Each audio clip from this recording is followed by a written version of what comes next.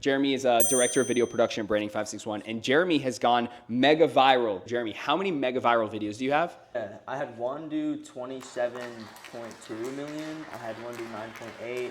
I had one do 8.9. I had one, I had two do 5, and I had one do somewhere in the 7s. How did you make that happen? So I decided to say I was 12 years old taking steroids. So I took the shock factor route. I had to make people be like, there's literally no way this is true.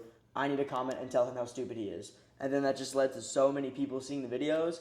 I would get more comments than I got likes. I'd get more comments than I got shares. I ended up getting 22,000 followers. I took the shock factor route, which I think is effective.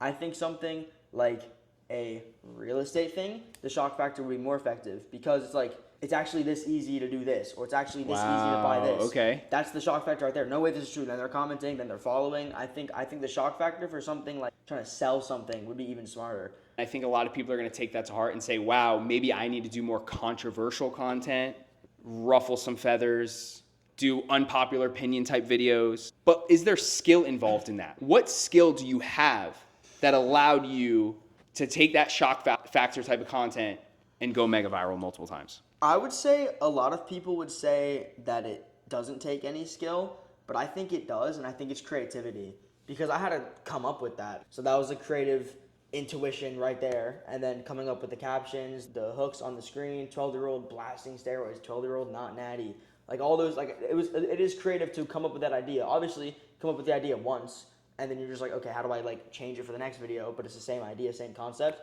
So I think that the skill is just creativity. You have to think, like, if I was scrolling and this was someone else, would you be interested? Would you be entertained? Would you be confused? Would I enjoy this? Would I want to keep watching this? Would I follow them? Would I comment? So I think creativity. I like that because a lot of people are saying AI is going to take over our industry. But AI is not creative. AI can execute, but coming up with the ideas is something completely different. So you came up with this idea, you executed on it, and one thing you did really well is you saw that it worked. These videos are going viral, and then you doubled down. So I think the first one that got success only did like 10,000 views, but I was only averaging like 2,000 per post. So I was like, this is 5 times better than anything else I'm doing. So let me just keep doing this. And you did a really good job of getting in the mindset of you watching your favorite creators. And that's what's difficult for real estate agents. In order to really create a good brand, gain followers, and prove that you're an expert so you can find new buyers and sellers, you have to really be like a lifestyle creator. You know the restaurants, you know the things to do, you understand the landscape of the area, and you have a really good pulse on the market. Yeah. And that's the type of content that real estate agents should be creating. So how do we help them do that? I think they have to create a shock factor for themselves, whether it's just like, oh my gosh, how is this guy always at these crazy places?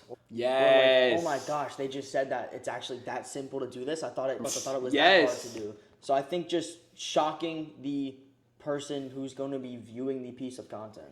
Jeremy, you're a huge asset to the team, dude. Let's continue to make videos for our clients so they can succeed, they can get more views, gain more followers, save time, and build that personal brand that they desire long term. Let's go.